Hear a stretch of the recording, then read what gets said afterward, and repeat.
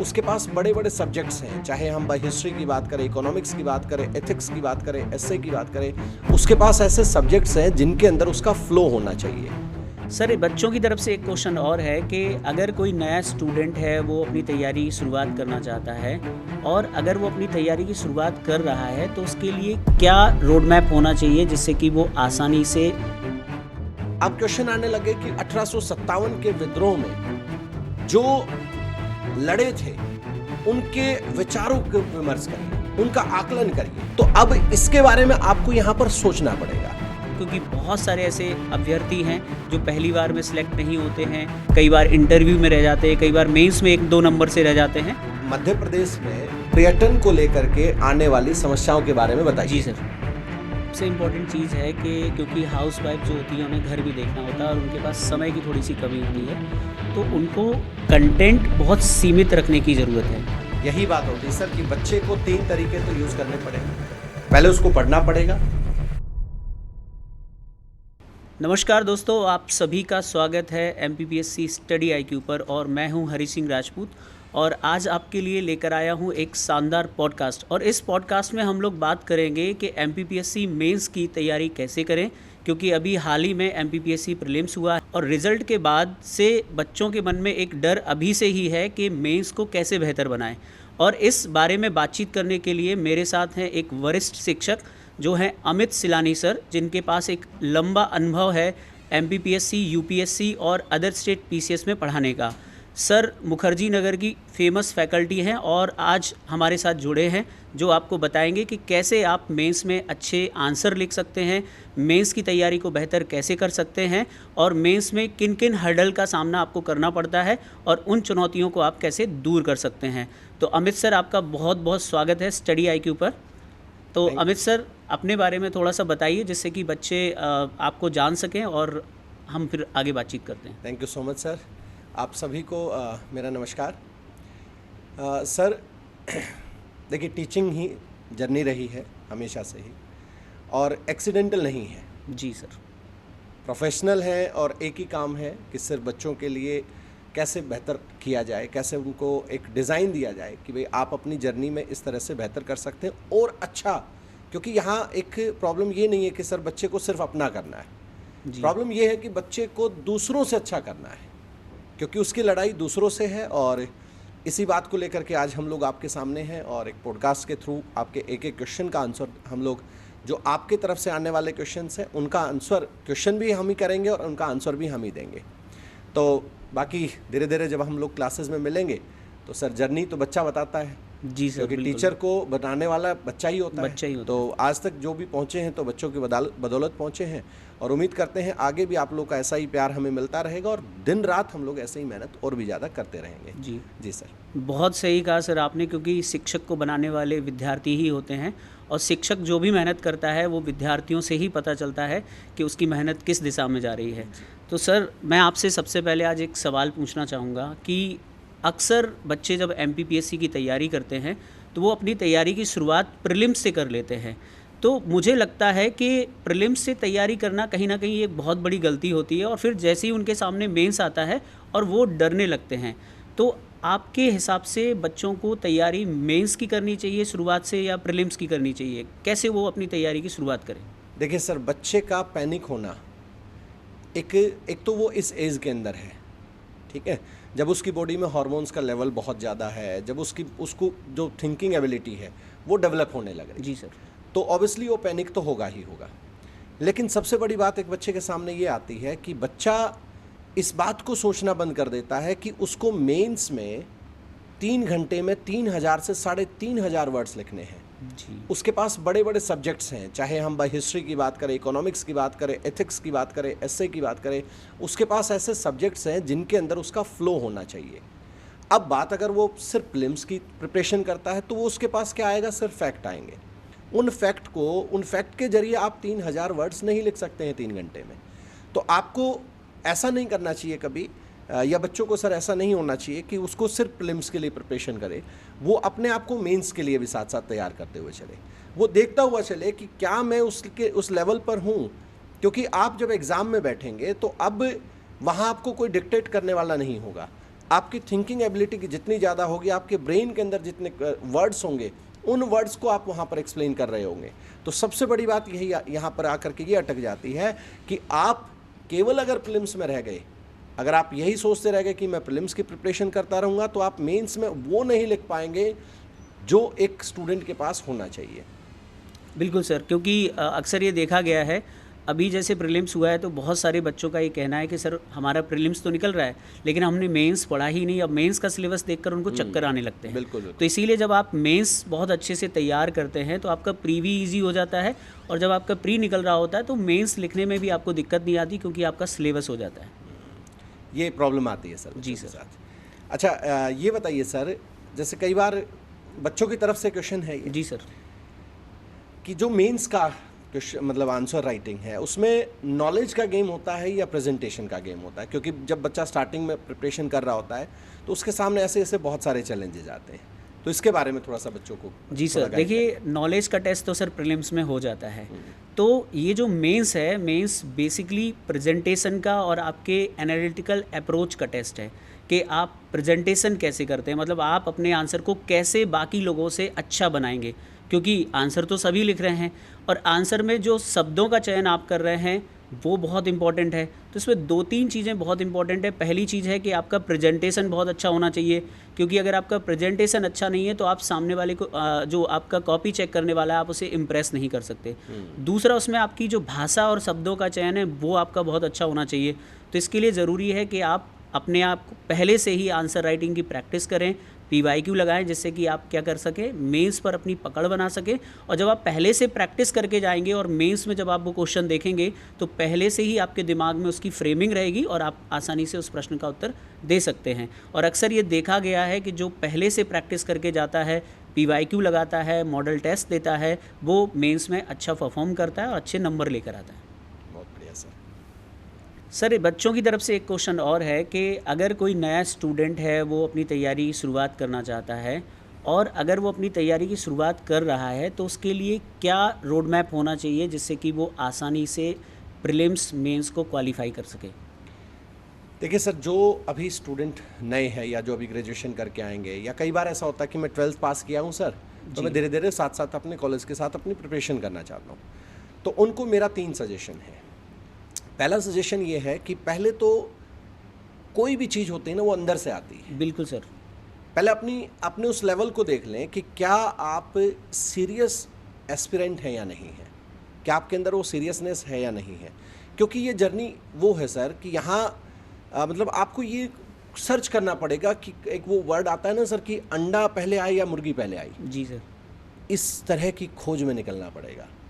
आप एक बात सोच करके देखिए सर, देखिए जब एक बच्चा है ना सर, दूसरी उसके सामने सबसे बड़ी प्रॉब्लम ये आती है, जब बच्चा आता है तो वो या तो अपने सीनियर से किसी से सजेस्ट लेकर के आया है, या उसके किसी वीडियो से उसने देख लिया कि भाई फला लेक्चर के अंदर मैंने देखा था, वो तो बड़े अच्छे इस चीज़ को उन्होंने तो एकदम से इस चीज़ को बड़ा सिंपल बना दिया।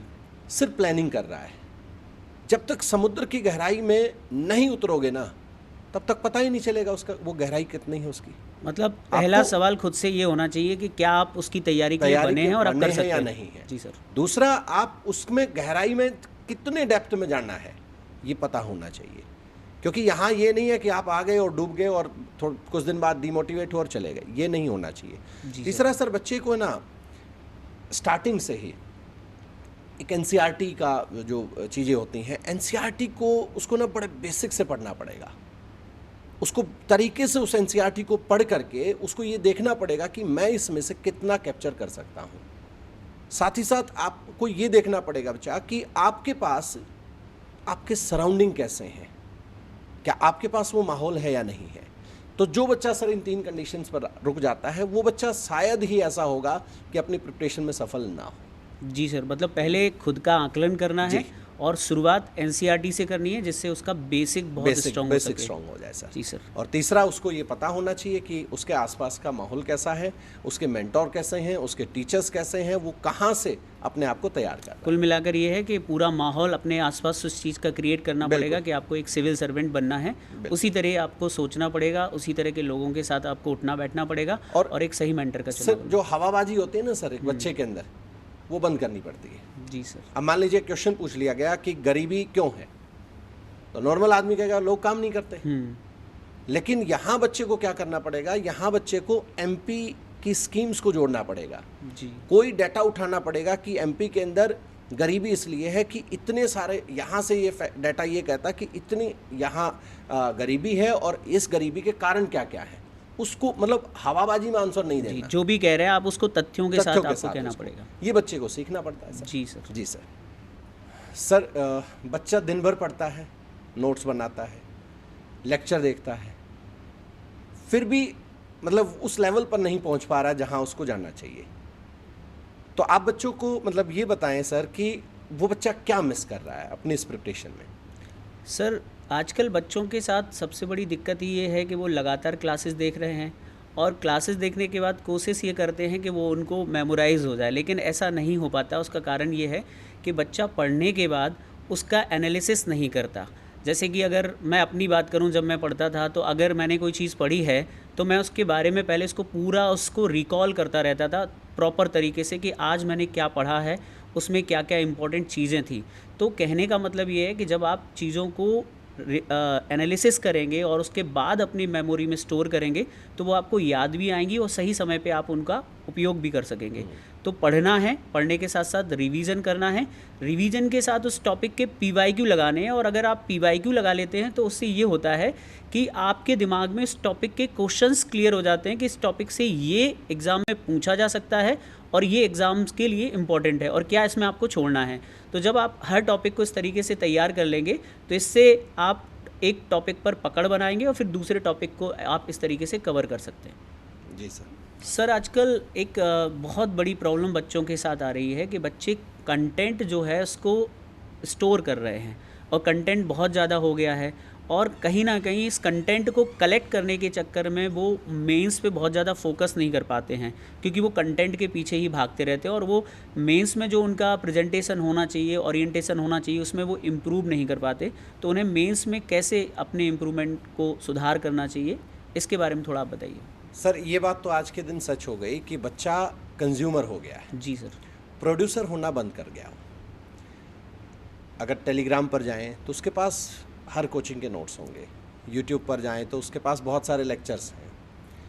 अब वो पजल हो गया। जी। पजल वो सिर्फ इसलिए हो गया क्योंकि वो बहुत सारे नोट्स कलेक्शन में लग गया, कलेक्शन में लग यानी वो कलेक्टर हो गया कि उसके पास जो भी चीज़ आ रही है बस उसको वो चीज़ कलेक्ट करनी है, उनको इम्प्लीमेंटेशन करना उसने बंद कर दिया।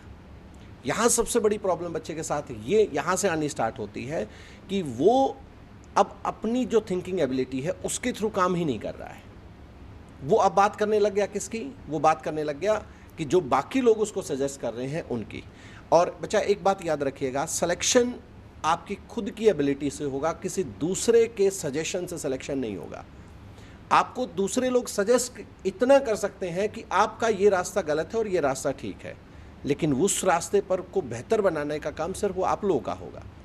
अब सर एक मान लीजिए, देखिए कई बार क्या होता है ना सर, क्वेश्चन जब आप MPPSC का जो क्वेश्चन है वो एनालिटिक है। जी सर। जिसके अंदर आप क्वेश्चन की डेप्थ में आपको जाना पड़ेगा। अब आपको सिर्फ नॉर्मल चीज़ें पढ़ने से आपका सिलेक्शन नहीं होगा। मान लीजिए क्वेश्चन, जैसे मान लीजिए पहले क्वेश्चन आते थे कि रानी लक्ष्मीबाई के बारे में बताइए। अब क्वेश्चन आने लगे कि 1857 के विद्रोह में जो लड़े थे उनके विचारों को विमर्श करिए, उनका आकलन करिए। तो अब इसके बारे में आपको यहाँ पर सोचना पड़ेगा कि आपसे क्वेश्चन किस लेवल का पूछा गया है। और सर जिस तरीके से चीज़ें आज के दिन चल रही हैं, मार्केट में बहुत सारे नोट्स हैं, बहुत सारी चीज़ें हैं, लेकिन जब तक आप अपने अंदर ये चेक नहीं करते कि मैं इन नोट्स में से मैं क्रक्स कितना निकाल सकता हूँ अपने सिलेक्शन के लिए, तब तक सर बच्चा कहीं ना कहीं लैग करेगा और हमेशा उसके बारे में मतलब एक डर पैदा हो जाएगा। उसको ये लगने लग जाएगा कि मैं बाकी लोगों से। दूसरा एक और चीज़ बच्चे में सबसे बड़ी प्रॉब्लम आती है सर, बच्चा कंटेंट इकट्ठा करने के बाद अपने अंदर दूसरों से, मान लीजिए किसी ने क्वेश्चन कोई कई दिन से क्वेश्चन लिख रहा है और बच्चा पहले दिन से क्वेश्चन लिख करके लेकर गया, वो कंपैरिजन कर लेता है और वो कंपैरिजन कहीं ना कहीं उसको नुकसान कर जाता है। तो बच्चे को कलेक्टर नहीं बनना, कंज्यूमर नहीं बनना, उसको प्रोड्यूसर बनना है। और दूसरा सर एक चीज़ बच्चे ये भी कई मिस्टेक्स करते हैं, बच्चा ये सोचता कि पहले मैं सिलेबस करता हूँ, जिस दिन मेरा 100% सिलेबस हो गया उससे अगले दिन मैं उठूँगा और मेरा पेन चलने लग जाएगा। ये सबसे बड़ी मिस्टेक है। आपका मान लीजिए आपने आज जो है सिविलाइजेशन किया, आपने हरप्पा सिविलाइजेशन से आपने सिंधु का वो किया, तो आप उसी दिन ये चेक करिए कि 2 मार्कर, 5 मार्कर, 11 मार्कर या जो भी क्वेश्चंस आपके अभी तक PYQs में आए हैं उसको साथ साथ आपको करना पड़ेगा। नोट्स कलेक्ट करने से काम नहीं चलेगा, उन नोट्स को इम्प्लीमेंट करना पड़ेगा। और एक नोट्स को 10 बार पढ़ो या 10 नोट्स को अलग अलग पढ़ो, उसमें डिफरेंस होता है। जी सर, तो यहाँ बच्चे के सामने कहने का मतलब ये है कि आपको सोर्स अपना सीमित रखना है, कंटेंट कलेक्शन के पीछे नहीं भागना है, और आपको आंसर राइटिंग शुरू से ही करनी है। जैसे कोई टॉपिक कंप्लीट हो रहा है और उस टॉपिक के PYQ देखकर आपको आंसर राइटिंग करनी है, जिससे आप उस टॉपिक पर बेहतर प्रीलिम्स और मेंस पे पकड़ बना सकें। जी सर। अच्छा सर, आपने इतनी मेंस की कॉपी इवेलुएट की है। जी सर। ये बताइए कि मोस्टली बच्चों में मतलब कहाँ बच्चा लैकिंग करता है? क्या स्ट्रक्चर के अंदर, क्या एनालिसिस के अंदर, क्या उसके डिज़ाइनिंग के अंदर, कहाँ बच्चा मतलब या प्रेजेंटेशन के अंदर कहाँ बच्चा लैक करता है? जी सर, देखिए सर, जब भी हम कॉपी चेक करते हैं तो उसमें हमें 2-3 प्रॉब्लम नज़र आती हैं। एक तो कुछ ऐसे बच्चे होते हैं जो इंट्रोडक्शन प्रॉपर नहीं लिख पाते हैं। जैसे किसी सवाल में अगर पूछा है कि 1857 की जो क्रांति है उसके कारणों की चर्चा कीजिए, तो वो उसका इंट्रो जो है वो सही नहीं देता है कि इस क्रांति के ये एक युगांतकारी घटना थी, इस क्रांति के पीछे सामाजिक, राजनीतिक, आर्थिक कारण थे, फिर भी इस क्रांति का जो तात्कालिक कारण है वो चर्बी वाले कारतूस थे। तो कहने का मतलब ये है कि उसे उसका इंट्रो देना सही से नहीं आता है। जब उसका इंट्रो सही से नहीं दे पाता है तो वो जो मेन आंसर है उसमें वो गड़बड़ कर देता है, और उसके बाद वो निष्कर्ष नहीं लिख पाता है, क्योंकि निष्कर्ष लिखने के लिए आपको एनालिटिकल होना चाहिए कि ऊपर जो कहा गया है उसी के आधार पर आपको अपनी बात को कंक्लूड करना है। तो इंट्रोडक्शन और निष्कर्ष में काफ़ी प्रॉब्लम बच्चों को आती है, खासकर जो लॉन्ग आंसर लिखने होते हैं। तो उसका तरीका ये है कि आप बुक्स रीड करिए, टीचर से बहुत अच्छे से पूछिए और प्रैक्टिस करते रहिए, जिससे कि आपके पास कंटेंट होगा, आप अच्छा इंट्रो दे पाएंगे और एक अच्छा आंसर आप लिख पाएंगे। तो आपको कंक्लूज़न सुधार करना है, अपना इंट्रोडक्शन सुधार करना है, क्योंकि जो फैक्चुअल इन्फॉर्मेशन है वो आपके पास है, लेकिन उसको प्रेजेंट कैसे करना है ये आप थोड़ा सा दिक्कत करते हैं। तो इसमें आपको सुधार करने की ज़रूरत है। सर, अक्सर ये देखा गया है कि हिंदी मीडियम के जो स्टूडेंट होते हैं उनके साथ ये प्रॉब्लम होती है कि उनके प्रेजेंटेशन में वो नर्वस होते हैं, और जो इंग्लिश मीडियम के स्टूडेंट होते हैं उनके एनालिटिकल जो थॉट होना चाहिए वो उनके पास नहीं होता। तो इसका सॉल्यूशन क्या हो सकता है? देखिए सर, लैंग्वेज कभी बैरियर नहीं होती। हिंदी या इंग्लिश, इन दोनों के अगर मेरिट्स हैं तो डीमेरिट्स भी हैं। जी सर। हिंदी मीडियम का बच्चा क्या करता है कि उसके पास बहुत सारा कंटेंट है, क्योंकि बचपन से उसने सारी चीज़ें देखी हैं, और अपनी लैंग्वेज में वो बहुत कुछ लिखने की एबिलिटी रखता है, लेकिन कहीं ना कहीं वो मिस कर जाता है प्रेजेंटेशन के अंदर, नहीं प्रेजेंट कर पाता, क्योंकि उसको बचपन से उसका ब्रेन जो है वो एनालिटिक अप्रोच में नहीं गया सर। और इंग्लिश मीडियम का स्टूडेंट ये होता है कि सर उसका मेरिट ये है कि वो प्रेजेंट बहुत अच्छा करता है, लेकिन अपनी चीज़ों को कुछ ही लाइन में समेट करके रख देगा, यहाँ वो लैग कर जाएगा, क्योंकि उसका जो क्वेश्चन है वो 2 मार्कर, 5 मार्कर, 11 मार्कर, कहीं ना कहीं जैसे आज अप्रोच चेंज हो रही है सर, तो उसको अपने आप को स्विच करना पड़ेगा। अब जब इंग्लिश में बच्चा लिखना स्टार्ट करता है तो देखने में तो अच्छा है, लेकिन अंदर उसके कंटेंट के बारे में जब उसको देखा जाता है तो उसमें वो डेप्थ ही नहीं मिलती जहाँ से उसको आना चाहिए। तो यहाँ बच्चे के सामने सबसे बड़ी प्रॉब्लम आती है। तो लैंग्वेज कभी बैरियर नहीं होती सर।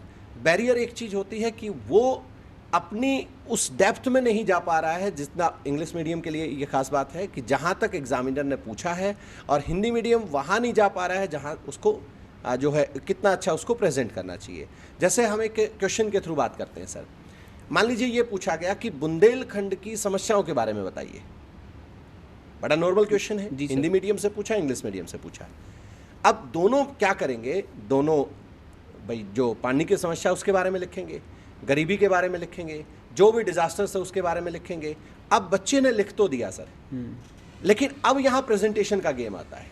क्या अगर आप बुंदेलखंड का एक हल्का सा मैप बना करके उसको ड्रॉ करें तो ये इफेक्ट ज़्यादा होता है। बिल्कुल सर। तो अब वही है सर कि वर्ड बहुत ज़्यादा होना वो भी ठीक नहीं है, और वर्ड कम होना वो भी ठीक नहीं है। कई बार कम वर्ड को और ज़्यादा एलिब्रेट कर सकते हैं हम मैपिंग के थ्रू और चीज़ों के थ्रू। तो मेरा मानना ये है सर, लैंग्वेज बैरियर नहीं होती। बैरियर होता है आपकी प्रेजेंटेशन कैसी है, आपका कंटेंट कैसा है, क्या, क्योंकि आप सोच करके देखिए बच्चा, एग्जामिनर थका हारा है, पूरे दिन से इवेलुएट कर रहा है, ब्रेन हर किसी का थकता है।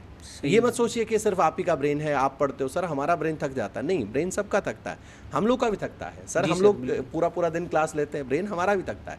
लेकिन आप इस बात को सोचिए कि आपके पेपर को क्यों चेक करें, क्योंकि एग्जामिनर तो आपको रोल नंबर से जानता है जी। उनको क्या पता आप कैसे दिखते हैं, उनको क्या पता आप कोई लड़का है लड़की है क्या है, वो तो कोई सिर्फ आपका रोल नंबर जानता है, और दूसरा आपके पेपर को जानेगा। तो आपकी प्रेजेंटेशन अच्छी होनी चाहिए, जो हिंदी मीडियम लैक करते हैं, और साथ ही साथ जो इंग्लिश मीडियम के पास जो कंटेंट का इशू है। क्योंकि क्या है ना सर कि जैसे मान लीजिए बच्चा कहाँ जा करके फंस जाता है, पेपर 3 के अंदर जब उसको साइंस का पोर्शन आ जाता है तो कहीं ना कहीं उसको डर लगने लग जाता है कि देखो सर ये फैक्ट है, आप भी इस प्रिपरेशन से गुजरे हैं, तो बच्चा उससे मतलब टेक्निकल अप्रोच में नहीं पहुंच पाता। बिल्कुल सर। और जो बच्चा टेक्निकल अप्रोच को पकड़ जाएगा उसके लिए कोई भी चीज़ें मुश्किल नहीं होती सर। और मुझे लगता है कि अब बच्चों को काफ़ी खुशी होगी ये जानकर के सर हमारे साथ जुड़े हैं, और साइंस की जो प्रॉब्लम थी, क्योंकि साइंस एक ऐसा सब्जेक्ट शुरू से ही रहा है जो बच्चों को कहीं ना कहीं कमज़ोर कर रहा था और उनकी कमज़ोरी बना हुआ था। तो अब MPPSC मेंस में जो पेपर 3 है और उसमें साइंस में जो आपको प्रॉब्लम आती थी मेंस में, वो अब आपको नहीं आएगी, क्योंकि सर हमारे साथ हैं और सर का लंबा अनुभव हमारे साथ है। सर ये बताइए, जैसे कुछ स्टूडेंट ऐसे होते हैं जो सेकंड टाइम एग्ज़ाम दे रहे हैं, कुछ थर्ड टाइम एग्ज़ाम दे रहे हैं, लेकिन किसी कंडीशन से या किसी छोटे से पॉइंट से उनका नहीं हो पाया, लेकिन अब उनका जो लेवल है, मेंटल लेवल है, या हम कह सकते हैं उनका कॉन्फिडेंस है, वो एकदम से ब्रेक हो चुका है। आप मतलब उन बच्चों को ये सजेस्ट करें कि वो कैसे मेंटली स्टेबल होकर के कैसे रिस्टार्ट कर सकते हैं। जी सर, ऐसा देखा गया है कि कई बार बच्चे बहुत अच्छा पेपर देते हैं और उसके बाद उनका कुछ नंबर से जब रह जाता है तो वो डीमोटिवेट होते हैं। तो देखिए, हमें सिविल सर्विसेज की तैयारी ये सिखाती है कि हमको मेंटली वीक नहीं होना है, हमें स्ट्रॉन्ग रहना है और अपने आप को, क्योंकि ये संघर्ष है और इस संघर्ष में अगर आपको जीतना है तो आपको दोबारा से फिर से तैयारी करनी पड़ेगी, अपनी कमियों को दूर करना पड़ेगा, क्योंकि बहुत सारे ऐसे अभ्यर्थी हैं जो पहली बार में सिलेक्ट नहीं होते हैं, कई बार इंटरव्यू में रह जाते हैं, कई बार मेंस में 1-2 नंबर से रह जाते हैं। तो आपको लड़ना पड़ेगा, अपनी कमज़ोरियों को पहचानना पड़ेगा और फिर से प्रैक्टिस करनी पड़ेगी। और देखिए, अगर आपको खुद को बेहतर बनाना है तो संघर्ष तो करना पड़ेगा, तभी आप जो है एक अच्छे सिविल सेवक बन सकते हैं। तो बेहतर बनने के लिए संघर्ष करना पड़ेगा, अपनी कमियों को दूर करना पड़ेगा और ख़ुद को मोटिवेट रखना पड़ेगा। और सिलेक्शन के लिए सबसे इम्पॉर्टेंट चीज़ होती है, देखिए, मोटिवेशन दूसरों से नहीं लेना है, खुद से लेना है, क्योंकि जिस व्यक्ति के पास खुद से मोटिवेशन आता है उसको किसी मोटिवेशन की ज़रूरत नहीं होती। इसीलिए जब आप सिविल सर्विसेज की तैयारी करते हैं तो इसके लिए बहुत ज़्यादा आपको होशियार होने की ज़रूरत नहीं है, आपको जुझारू होने की ज़रूरत है, आपको निरंतर अभ्यास करने की ज़रूरत है, और वही आपकी सफलता का सबसे बड़ा की है, आपकी सफलता की सबसे बड़ी कुंजी है। सर, एक बहुत कॉमन कन्फ्यूज़न बच्चों के अंदर होती है कि पहले सिलेबस कंप्लीट करें या फिर आंसर राइटिंग की प्रैक्टिस शुरू करें, तो इस पर आप बच्चों को क्या सजेस्ट करना चाहिए? देखिए सर, मैं बच्चे के अंदर है ना एक थॉट्स होती है सर, और वो थॉट्स किसी न किसी गाइडेंस से उसको मिल जाती है। कभी कभी उसको ये लगता है कि मैं पहले सिलेबस पूरा करूँगा, उसके बाद मैं लिखना स्टार्ट करूँगा। अब बात सर यहाँ से ये आती है कि जैसे लास्ट ईयर की अगर बात करें तो एक क्वेश्चन आया था साइंस की, अगर मैं बात करूँ, सेल डिवीज़न से क्वेश्चन आया था सर। जी सर। ठीक है, 2 मार्कर में वो क्वेश्चन था। उससे पीछे क्वेश्चन आया था ऑप्टिकल फाइबर से रिलेटेड। अब देखो, हम गलती कहाँ करते हैं, हम इस वेट में है कि मेरा जिस दिन जेनेटिक्स पूरा होगा, कंप्लीट सेल कंप्लीट होगा, तब मैं अपने क्वेश्चंस को लगाना स्टार्ट करूँगा। लेकिन मेरी पर्सनल थ्योरी ये है, और ये मेरी नहीं, ये आप टॉपर से पूछ लीजिए या जिन्होंने अभी ऑलरेडी जो है जो अपने एमपी के अंदर अलग अलग डिस्ट्रिक्ट में पोस्टेड हैं, आप उनसे पूछ लीजिए। थॉट्स ये है कि आप लोगों को टॉपिक के साथ ये देखना पड़ेगा क्या इससे रिलेटेड कभी कोई PYQ आया है। क्योंकि देखिए, PYQ करना इसलिए भी ज़रूरी होता है कि PYQ आपको एग्ज़ाम क्लियर नहीं कराएंगे, लेकिन एग्ज़ाम का पैटर्न बता देंगे, एग्ज़ाम में का लेवल क्या है ये समझा देंगे, एग्ज़ाम में क्वेश्चन कैसे पूछे जाते हैं ये समझा देंगे। और साथ में आपको ये पता होना चाहिए कि आपका सिलेबस जितना हुआ है, क्या इससे कोई क्वेश्चन आया है या नहीं आया है। ये जो बच्चे को पता लग जाता है सर, तो बड़ा ईजी हो जाता है उसके लिए। बच्चा यही मिस्टेक करता है कि मैं चाहूँगा कि मेरा सिलेबस कंप्लीट हो, उसके बाद में लिखना। आप सोचिए बच्चा, और ध्यान रखिए इस बात पर, जो आज बहुत बेहतर लिखते हैं, कभी उन्होंने भी सबसे पहले जो आंसर लिखा होगा वो बहुत बेकार लिखा होगा। बिल्कुल सर। तो आपको जो टॉपिक पूरा होता है उस टॉपिक को पहले सर्च करिए कि क्या यहाँ से कोई PYQ आया है, और आया है तो एग्ज़ाम की थिंकिंग क्या थी उस क्वेश्चन को, उस टॉपिक को लेकर के।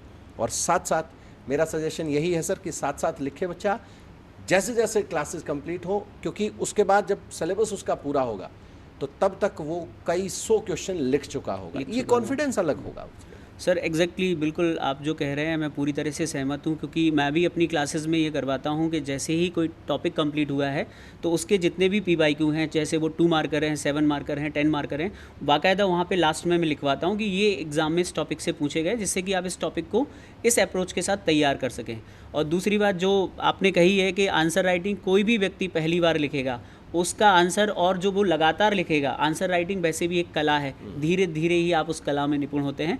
आपके लिए इम्पॉर्टेंट है कि आप लिखें, डेली प्रैक्टिस करें, और वो डेली उसमें सुधार होगा, और एक समय ऐसा आएगा जब आपका एक आंसर बहुत ही अच्छा आकर्षक हो जाएगा। सर आज के दिन बहुत सारे स्टूडेंट्स हैं, उनको ये लगता रहता है कि अभी मेरा कंटेंट परफेक्ट नहीं है, मैं अभी आंसर राइटिंग लिखने के लिए परफेक्ट नहीं हूँ, और ये उनका माइंडसेट बन जाता है। क्या ये माइंडसेट उन बच्चों के लिए डेंजरस है? इसके बारे में क्या कहेंगे? जी सर, बिल्कुल सर। कई बार बच्चों को ये कन्फ्यूज़न रहती है कि ये जो कंटेंट उन्होंने पढ़ा है शायद ये सफिशिएंट नहीं है, अच्छा नहीं है। तो इसके लिए 2 चीज़ें बहुत इंपॉर्टेंट हैं। पहला कि आप जिस भी मेंटर या जिस टीचर से पढ़ रहे हैं उस पे आपको विश्वास होना चाहिए। दूसरा, आपको अलग अलग सोर्सेज़ के पीछे नहीं भागना है। आप उस टीचर के नोट्स या कोई एक स्टैंडर्ड बुक को फॉलो करें और उस बुक को बार बार पढ़ें, और उसमें जो कंटेंट दिया है उस पर भरोसा रखें।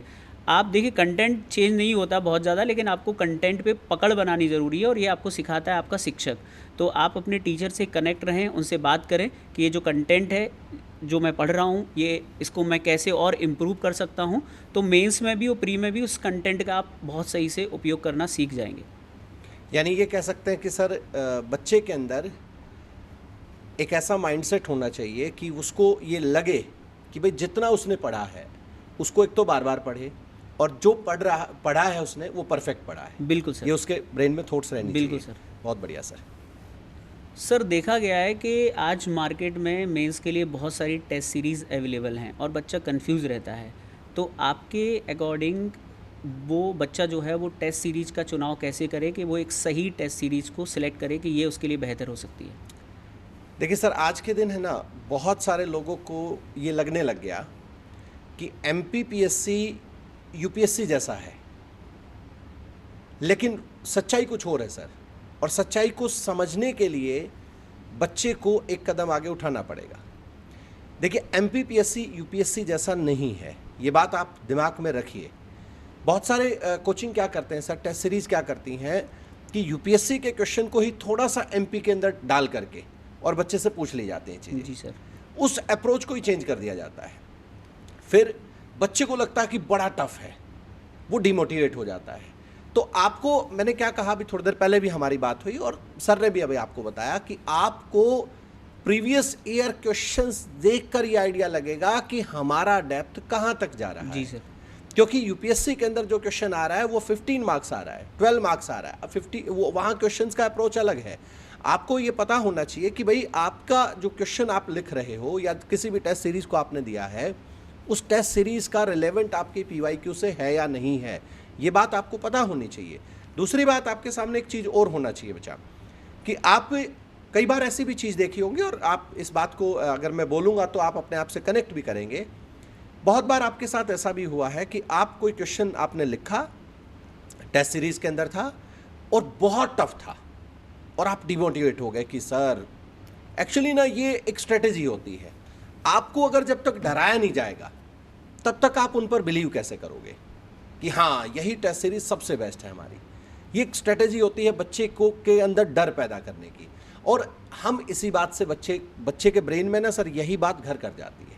फिर उसको लगने लग जाता कि मैं मतलब उस लेवल पर अभी पहुंचा ही नहीं हूँ, अभी मेरे को बहुत प्रिपरेशन की ज़रूरत है, अभी मेरे को और काम करना चाहिए।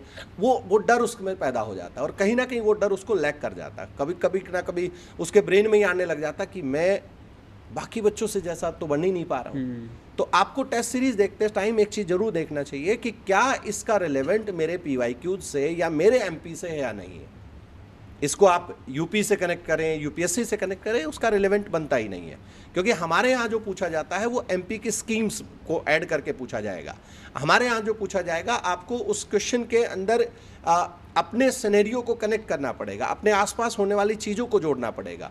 और अगर ये सब आपको टेस्ट सीरीज में मिलता है तो आप जरूर उस टेस्ट सीरीज को ज्वाइन करें। मतलब वो एक बेहतर टेस्ट सीरीज हो सकती है, आपको इन मानदंड को ध्यान में रखना पड़ेगा। सर ये बताइए, आपको अब हमें और आपको देखने वाले बहुत सारे बच्चे बिगनर्स भी हैं। जी सर।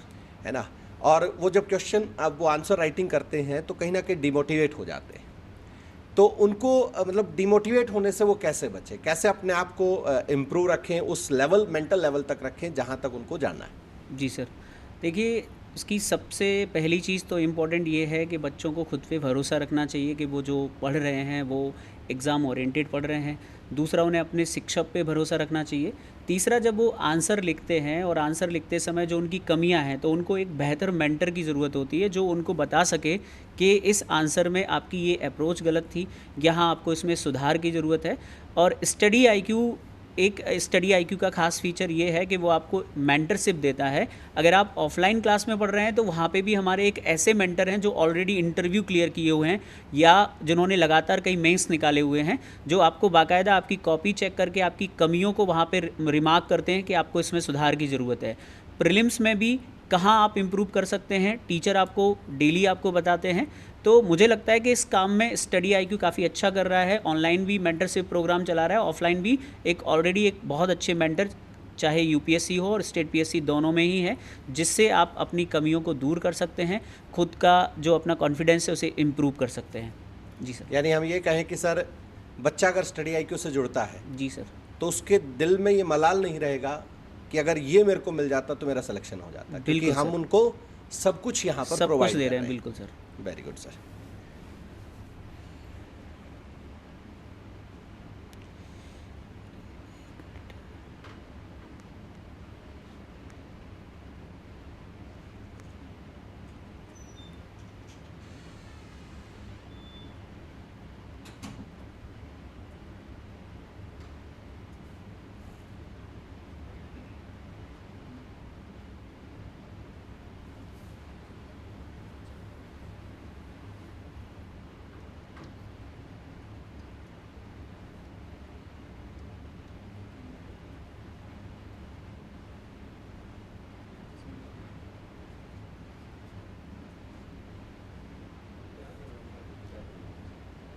आपने कौन सा क्वेश्चन पूछा? एक मिनट, क्वेश्चन तो लगभग वही आते जा रहे हैं। डिस्कशन ऑन टेस्ट सीरीज हो गया हमारा, एक सेकंड, उससे आगे आ रही है।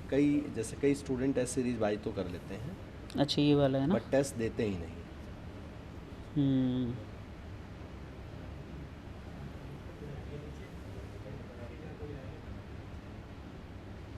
सर देखा गया है कि बच्चे बहुत सारी जो टेस्ट सीरीज़ हैं वो ज्वाइन कर लेते हैं और ज्वाइन करने के बाद टेस्ट देते नहीं। तो आपके अकॉर्डिंग क्या उनकी अप्रोच होनी चाहिए जिससे कि वो एक सही टेस्ट सीरीज़ का चुनाव करें और इम्प्रूवमेंट कर सकें? सर ये एक्चुअली ना उनका मतलब टेस्ट सीरीज़ का या उनका मतलब डेली रूटीन का डर नहीं है, ये उनका इंटरनल डर है। बच्चे को क्या लगता है कि जैसे मान लीजिए टेस्ट सीरीज़ आई, उसकी कोई टॉपिक आ गया, हमारे पॉलिटी की बात कर लेते हैं, कोई टॉपिक आ गया या साइंस की बात कर लेते हैं, मतलब किसी भी टॉपिक की बात कर लो, उसको ये तो लग गया कि मेरा नेक्स्ट संडे इसका टेस्ट होना है, लेकिन उसको जब सैटरडे जाते जाते उसको ये लग गया कि मेरा तो 70% सिलेबस कंप्लीट है इस टॉपिक का, तो एक काम करता हूँ मैं स्किप कर देता हूँ। यही सबसे बड़ी मिस्टेक है जो नहीं करनी है। आपको कितना भी आ रहा है, आपको कुछ भी आ रहा है, आपने टेस्ट सीरीज क्यों ली है, सोचा कभी? आपने टेस्ट सीरीज इसलिए ली है ताकि आप प्रैक्टिस कर सकें, और प्रैक्टिस पर तो जा ही नहीं रहे हैं। क्यों? क्योंकि वो डर आपके अंदर है कि मेरा तो सिलेबस कंप्लीट नहीं है, मेरा तो ये टॉपिक कंप्लीट नहीं है। तो आपको पहली बात तो अगर टेस्ट सीरीज आपने ली है तो आपको टेस्ट देना ही देना पड़ेगा। आपको ये बताना पड़ेगा, चाहे आपका सिलेबस कितना भी हुआ है, आपको उस टेस्ट में प्रेजेंट होना पड़ेगा। अपनी प्रेजेंटेशन को, क्योंकि कहा जाता है ना कि जितना प्रैक्टिस करोगे उतना आप लोग निखरोगे, क्योंकि जो काम आपने किया है उसको आपको दिखाना भी पड़ेगा किसको? अपने आप को। और वो कौन दिखाता है? आपकी सिर्फ और सिर्फ ये प्रैक्टिस दिखाएगी, जिसको देने के लिए आप अब अपने एफर्ट को 100% लगाएंगे। तो टेस्ट सीरीज ज्वाइन की, तो टेस्ट सीरीज के बाद आपको टेस्ट लगाना ही लगाना पड़ेगा। आपका टॉपिक हुआ है, सिलेबस उसका हुआ है, नहीं हुआ है, आप इससे कोई वो नहीं, जितना हुआ है उतना लिखो, लेकिन लिख करके जरूर आना है। सर एक चीज़ और है इसमें कि बच्चे कई बार जब उनके कम मार्क्स आते हैं तो इसको देखकर वो पैनिक हो जाते हैं। तो इस का सॉल्यूशन क्या हो सकता है? कैसे वो खुद को इम्प्रूव कर सकते हैं कि अगर उनके नंबर कम आ रहे हैं तो उन्हें डरना नहीं है, इम्प्रूव करना है? देखिए सर, बच्चे को पैनिक, अब एक और बात है सर, बच्चा पैनिक हो गया, उसमें नुकसान किसका है? स्टूडेंट फाइनली बच्चे का ही नुकसान है। तो पैनिक तो होना ही नहीं है। एक्चुअली आप सोच करके देखो कि आपको एग्जाम में पैनिक हो, इससे अच्छा तो अभी प्रैक्टिस कर लें। बिल्कुल सर। क्योंकि सर मैं अक्सर हर बार एक बात कहता हूँ, और मैंने बहुत बार ये बात कही है कि जब बच्चा पहली बार बाइक, स्कूटी या गाड़ी, सर आपने और हमने भी सीखा है, बिल्कुल सर। है ना? जब पहली बार चलाने सीखे थे तो पैनिक ही थे हम सब, गिरेंगे कि लग जाएगी, है ना? वो हमारे अंदर से डर कब गया? जब बार बार उस काम को किया, और फिर तो हम सर, उसमें परफेक्ट भी हो बस गए। यही सब देखो सर ने अभी बताया, परफेक्ट कहाँ होंगे? जब आपके अंदर से पैनिक निकलेगा। और पैनिक कब निकलेगा? जब बार बार इसकी प्रैक्टिस करोगे। तो बच्चे को सर बार बार प्रैक्टिस करना चाहिए। और दूसरा सर, एक और चीज़ होती है बच्चे में, जब बच्चा एग्जाम देता है ना सर, जब मॉक लगाता है, टेस्ट सीरीज देता है, तो उसको एक ये आइडिया लग जाता है कि मैं वीक कहाँ हूँ, यस सर, मैं कमज़ोर कहाँ हूँ। उसको देख करके बच्चे को काम करना पड़ेगा। और जहाँ आपको लगे कि मैं कमज़ोर हूँ, जैसे मान लीजिए आप साइंस एंड टेक में कमज़ोर हैं, तो लास्ट का 1 महीना सिर्फ साइंस पढ़ो। बिल्कुल सर। मतलब ये है कि अपनी कमियों को आप दूर करेंगे तो आप परफेक्ट हो जाएंगे, और आपका आंसर भी अच्छा होगा, और फाइनली आप सिलेक्ट हो जाएंगे। सर अगर कोई स्टूडेंट फर्स्ट टाइम अपना मेंस लिखने जा रहा है, तो आप बच्चों को सजेस्ट करें कि उनको किन 3 चीज़ों का अपने ऊपर इमीडिएट इम्प्लीमेंटेशन करने देना चाहिए? जी सर, देखिए सबसे पहले अगर आप फर्स्ट टाइम मेंस लिखने जा रहे हैं तो पहले तो आपको जो सिलेबस दिया है वो आपका कंप्लीट होना चाहिए। पेपर जो भी आप पेपर, आपके जो 6 पेपर हैं उन सब का जो सिलेबस है वो कंप्लीट होना चाहिए। दूसरी इम्पॉर्टेंट चीज़ ये है कि आपको PYQ ज़रूर करना चाहिए, क्योंकि PYQ करने से खासकर ये देखा गया है जो कोर सब्जेक्ट के PYQ होते हैं उनसे बहुत सारे क्वेश्चन रिपीट भी होते हैं। तो PYQ अगर आप करते हैं तो आपका कॉन्फिडेंस जो है इंक्रीज़ होता है। तीसरी इम्पॉर्टेंट बात ये होती है कि आपको पेपर मेंस जब आप एग्ज़ाम हॉल में जाएंगे उससे पहले आपको डेली आपको प्रैक्टिस करनी है बाकायदा टाइम लगाकर। जब आप टाइम के साथ प्रैक्टिस करेंगे तो आपकी इम्प्रूवमेंट बहुत होगी, आपकी स्पीड मेंटेन होगी, और जिससे आप मेंस में बहुत अच्छे से लिख पाएंगे। अक्सर मैं ये देखता हूँ कि बहुत सारे ऐसे स्टूडेंट होते हैं सर जिनका प्रीलिम्स क्लियर हो रहा है लेकिन उन्होंने मेंस की कभी प्रैक्टिस नहीं की। अब वो फाइनली मेंस एग्ज़ाम में जब बैठते हैं तो उनसे क्वेश्चन तो सारे बन रहे होते हैं लेकिन वो लिख नहीं पाते, क्योंकि सोचते हैं उतने में टाइम निकल जाता है और पूरा पेपर अटेम्प्ट नहीं करते। एक्चुअली उनकी अप्रोच प्रीलिम्स जैसी हो गई सर। जी सर, वो मेंस में उस तरह से सोच ही नहीं पा रहे। जी सर, तो इसलिए ज़रूरी है कि आप पहले प्रैक्टिस करें।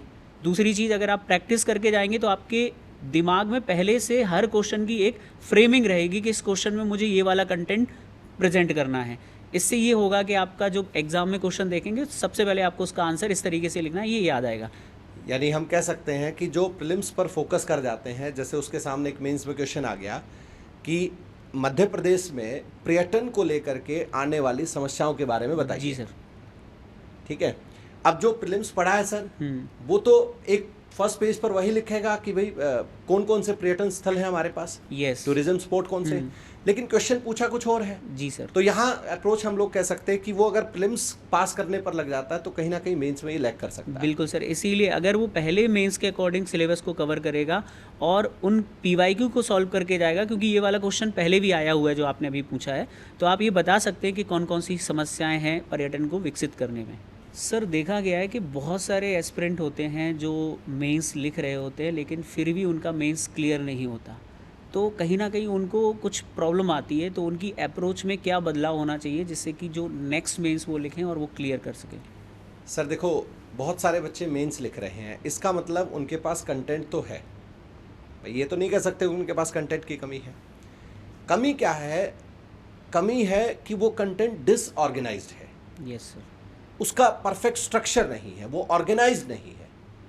आप दूसरा सबसे बड़ा ये है कि कहीं ना कहीं आप उसको प्रेजेंट नहीं कर पा रहे हैं भाई, या क्योंकि सर जब बच्चा मेंस तक पहुंच रहा है तो ऑब्वियसली नॉलेज तो थी नॉलेज इसको, है, है बिल्कुल। ना। तो ये माइनर जो इश्यूज हैं इनको आपको पढ़ना पड़ेगा, देखना पड़ेगा। इसके लिए ये सबसे बड़ी इंपॉर्टेंट चीज़ होती है टेस्ट सीरीज।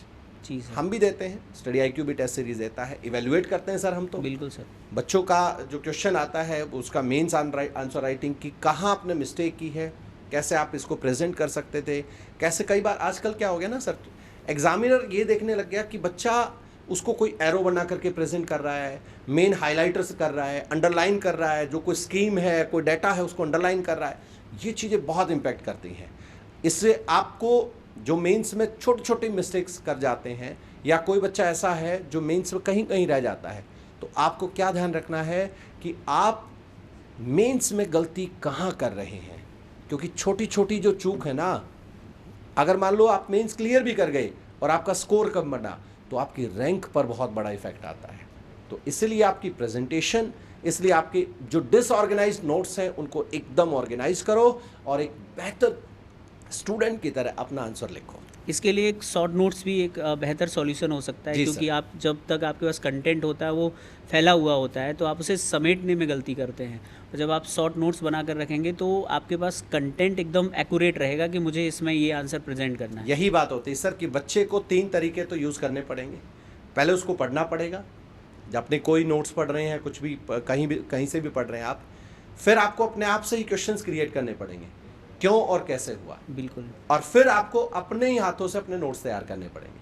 क्योंकि बच्चा सर आज के दिन ये हो गया बच्चे के अंदर कि मेरे को सारी चीज़ें मिल जाए, है ना, और मेरे को बस टीचर उतना दे दे जितना मैं एक जितना लाइन एग्जाम पढ़ में करके आएगा। हाँ, एग्जाम। और ऐसा भैया होता नहीं। अगर आपको कोई ये टीचर कह रहा है तो अभी उनके पास से निकल लो, और वो आपका सबसे ठीक बड़ा है। दुश्मन है। क्योंकि देखिए कोई टीचर एग्जामिनर का रिलेटिव नहीं है, याद रखिएगा। टीचर अगर कभी भी अपने अप्रोच से कह रहे हैं, एनालिसिस से कह रहे हैं, उन अपने एक्सपीरियंस से कह रहे हैं, बिल्कुल सर। और एक ही एक्सपीरियंस है उनके पास भी, सिर्फ PYQs। यस तो सर। आपको PYQs देखना पड़ेगा और इस चीज़ पर ध्यान रखना पड़ेगा कि आप क्या कर रहे हैं। जी सर। जी सर। सर बहुत सारे लोग वर्किंग भी हमारे साथ कनेक्ट होते हैं। स्टडी IQ हमेशा से मतलब इस उसमें रहा है, हाउसवाइफ भी, तो इनके लिए एक टाइम लिमिट बहुत बड़ी चीज़ है सर। जी सर। तो आप क्या सजेस्ट करेंगे इनको, या गाइड करें आप इनको कि कैसे ये कम टाइम के अंदर अपने मेंस को, अपने कंटेंट को कैसे बेहतर बना पाएँ। जी सर, इसके लिए सबसे इम्पॉर्टेंट चीज़ है कि क्योंकि हाउस वाइफ जो होती है उन्हें घर भी देखना होता है और उनके पास समय की थोड़ी सी कमी होती है, तो उनको कंटेंट बहुत सीमित रखने की ज़रूरत है। क्योंकि अभी ये देखा गया है कि जो सीमित कंटेंट के साथ तैयारी कर रहा है उसका रिज़ल्ट अच्छा आ रहा है, क्योंकि वो केवल एग्ज़ाम ओरिएंटेड पढ़ रहा है। और जिस बच्चे के पास समय ज़्यादा है वो क्या करता है, वो अननेसेसरी कंटेंट को कलेक्ट करने में एक से ज़्यादा एक सब्जेक्ट के रिसोर्सेज के पीछे भागता है और कहीं ना कहीं वो मिसगाइड होता है। तो सबसे पहली चीज़ ये है कि आपको अपने कंटेंट को सीमित रखना है। दूसरी इम्पॉर्टेंट बात ये है कि आपको अपने टीचर का जो सुझाव है उसको मानना है। तीसरी इम्पॉर्टेंट बात ये है कि आपको PYQ पे बहुत ध्यान देना है, जिससे कि आप कम समय में आप हर टॉपिक को बहुत अच्छे से तैयार कर सकें और जो एग्ज़ाम की डिमांड है, जो रिक्वायरमेंट है, उसको आप समझ सकें। तो हाउसवाइफ को ये करना चाहिए। उसके लिए हमारी स्टडी IQ का भी बहुत अच्छा कोर्स है, मेंटरशिप प्रोग्राम है, और हमारा जो प्लैटिनम जो बैच है उसमें ये फ़ायदा है कि वो कम समय में अपना पूरा सिलेबस कंप्लीट कर सकते हैं। मेंटरशिप भी उनको दी गई है। इसके अलावा बुक्स भी है स्टडी IQ की जो काफ़ी अच्छी हैं, जो जिसमें एकदम लिमिटेड कंटेंट है, जिससे वो अपनी तैयारी को बेहतर कर सकते हैं। और हमारा मेंटर हमेशा अवेलेबल है, जब भी उनको कोई कन्फ्यूजन है वो बात करके अपने डाउट्स को क्लियर कर सकते हैं। सर ये भी तो है ना सर, हम लोग भी तो फैकल्टीज भी बिल्कुल तो सर, मेंटरशिप हम के लोग उसमें भी। प्रोग्राम जी में सर। लेते हैं ना। हाँ। तो ये मतलब आपको सर ने जो आपको बताया कि एक टाइम का, क्योंकि देखो टाइम का इशू है हमारे पास, है ना, जो प्रोफेशनल्स हैं, और अब आपको ये समझना होगा कि आपको वो कंटेंट या वो पार्ट कौन प्रोवाइड कर पाएगा जो आप कम टाइम में अच्छा लिख पाए। बिल्कुल सर। तो उसके लिए आपको मेंटोर की रिक्वायरमेंट होती है, टीचर्स की, और वो भी एक बेहतरीन टीम की बेहतरीन रिक्वायरमेंट होती है। और आप अगर कहीं ना कहीं देखेंगे ना, मार्केट में देखेंगे या कहीं भी देखेंगे, और हम तो यही कहते हैं कि आप किसी से भी कहीं भी पढ़ें, एक बार हमारे लेक्चर जरूर देखें, है ना। यूट्यूब पर आते हैं, सब टीचर्स आते हैं, एक बार, क्योंकि एक कंपैरिजन पता लग जाएगा कि अगर आप प्रोफेशनल हैं, अगर आपका जो हाउसवाइफ है, तो आप कम टाइम में कितना अच्छे तरीके से अपने कंटेंट को, अपने आंसर राइटिंग को कैसे बेहतर कर पाएंगे। सर एक और इम्पॉर्टेंट क्वेश्चन है आपसे कि अगर आज कोई एक सीरियस एस्पिरेंट है और वो 2027 के लिए तैयार करना चाहता है, तो क्या रोड मैप होना चाहिए कि वो अगले 8 महीने में बेहतर तरीके से तैयारी करे जिससे उसका सिलेक्शन हो जाए? सर हम लोगों ने काफ़ी ये जो जितना भी टाइम आप लोग हमें देख रहे हैं, हम लोगों ने इन्हीं के लिए बात की है। जी सर। है ना? रोड मैप तो आप लोग के लिए दिया है। देखिए लेकिन फिर भी चलो इसके बारे में बात करते हैं। और सर इसमें ना बच्चे को अपने सिलेबस को डिवाइड करना चाहिए।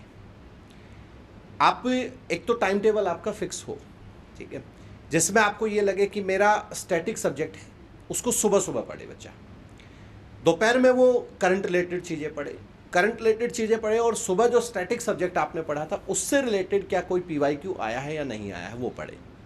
शाम होते होते चाय पर जब बच्चा बैठता है सर, तब आपको MP के बारे में घुस जाना चाहिए। MP की स्कीम्स में, इकोनॉमिक जो स्कीम्स आती हैं उनके अंदर, लोगों की वेलफेयर स्कीम्स हैं उनके अंदर, और शाम होते होते जब आप सोने के लिए जाएं तो एक ऐसे सब्जेक्ट को पकड़े जहां आप सबसे कमज़ोर हैं, ठीक है। ये एक रोज़ होना चाहिए सर। फिर साथ में उस बच्चे का संडे को अपने अंदर 2 टेस्ट के लिए उसको जाना चाहिए सर, या 2 टेस्ट के लिए नहीं जाए, मान लीजिए उसके पास अभी टाइम है तो मेंस वो थोड़ा लिखे, लेकिन वो एक बार अपने आप को ये इवेलुएट करे क्वेश्चंस प्रीलिम्स के लगा करके कि क्या मैंने जो आप आज इस पूरे वीक में पढ़ा है वो मेरे लिए फ्रूटफुल है या नहीं है।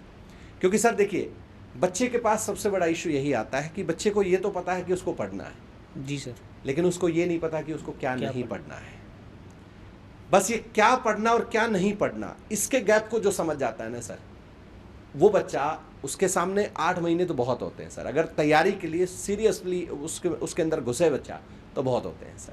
बिल्कुल। तो इसलिए आपको बस यही है कि पूरे वीक का पूरे दिन का रूटीन फिक्स करो, पूरे वीक का रूटीन फिक्स करो, और आपको कुछ दिन के लिए अगर आपको ये लग रहा है ना सीरियसली कि सर मेरे को देना है एग्ज़ाम, तो छोड़ दो बर्थडे पार्टी, छोड़ दो। कुछ दिन नहीं जाओगे ना, किसी के आसपास नहीं मिलोगे, तो किसी के ऊपर कोई फ़र्क नहीं पड़ेगा, लेकिन आपके जीवन में ज़रूर फ़र्क आ जाएगा। ये बात आपको समझना होगा यहाँ पर। जी सर। तो आज हम लोगों ने सर से बहुत इम्पोर्टेंट डिस्कशन किया, और डिस्कशन का जो निचोड़ है वो ये है कि आपको सीमित कंटेंट का प्रयोग करना है, मतलब ज़्यादा रिसोर्सेज के पीछे नहीं भागना है। दूसरी इम्पॉर्टेंट चीज़ है कि आपको टीचर और जो मेंटर है उसका मार्गदर्शन फॉलो करके चलना है। तीसरी इम्पॉर्टेंट बात है कि PYQ आपके लिए बहुत बड़ा सफलता का एक माध्यम है, यानी PYQ का अगर आप बहुत अच्छे से अध्ययन करते हैं तो डेफिनेटली आप उस सब्जेक्ट में और उस पेपर में बहुत अच्छी पकड़ बनाते हैं। फोर्थ, एक और इम्पॉर्टेंट चीज़ पूरे डिस्कशन में हमको समझ में आई है कि आपको आंसर राइटिंग की जो प्रैक्टिस है वो आपको शुरू से ही करनी है। जैसे ही आपका कोई टॉपिक कंप्लीट होता है, उसके जितने भी क्वेश्चन मेंस में पूछे गए हैं, चाहे वो 2 मार्कर हो, 7 मार्कर हो या 10 मार्कर हो, उनको आपको बहुत अच्छे से तैयार करना है। एक और इम्पॉर्टेंट बात सर ने बताई है कि आपको निरंतर अपना एक टाइम टेबल बना के डेली तैयारी करनी है। ऐसा नहीं है कि आज आप पढ़ने बैठे हैं और कल अपने दोस्त के बर्थडे पार्टी में चले गए हैं तो आपका पढ़ाई का जो शेड्यूल है वो डिस्टर्ब हो रहा है। यानी निरंतरता आपकी होनी चाहिए, सीमित कंटेंट होना चाहिए, बेस्ट टीचर और आपके जो मेंटर है उनके गाइडेंस में आपको तैयारी करनी चाहिए। तो ये आज के हमारे पॉडकास्ट की कुछ सीमित बातें हैं जिनके माध्यम से आप अपनी तैयारी को बेहतर कर सकते हैं और आप सफल हो सकते हैं। अपने आप पे भरोसा ज़रूर बनाए रखें। तो सर फाइनली और बच्चों को यही है सर कि मोटिवेट होकर के नहीं पढ़ना बच्चे को, जी, डिसिप्लिन होकर के पढ़ना। डिसिप्लिन, और सफलता के लिए डिसिप्लिन बहुत ज़रूरी है सर। क्योंकि एक क्लास में जाते जाते कहीं मैंने सुना, बड़ी अच्छी बात थी कि मंजिल मिलेगी भटक कर ही सही, गुमराह तो वो है जो घर से निकले ही नहीं। तो आपको गुमराह नहीं होना है, घर से निकलना है डिसिप्लिन होकर के। और फाइनली हम भी चाहते हैं कि आप और हम मिलें, लेकिन जब मिलें तो आपकी तरफ केवल एक चेयर हो, बीच में एक टेबल हो, और हम जहाँ बैठे हो वहाँ 3 चेयर हो। हम भी वहाँ आपको बैठे देखना चाहते हैं, और आपके साथ पूरी टीम हमारी लगी रहती है, और उम्मीद करेंगे रिजल्ट मिल करके हम और बेहतर करेंगे। थैंक यू सर, आपने बहुत अच्छी एडवाइस बच्चों को दी है, और अब यही हम इस पॉडकास्ट को एंड करते हैं। मिलते हैं क्लासेस में बच्चों। Thank you sir. Thank you so much sir. Thank you.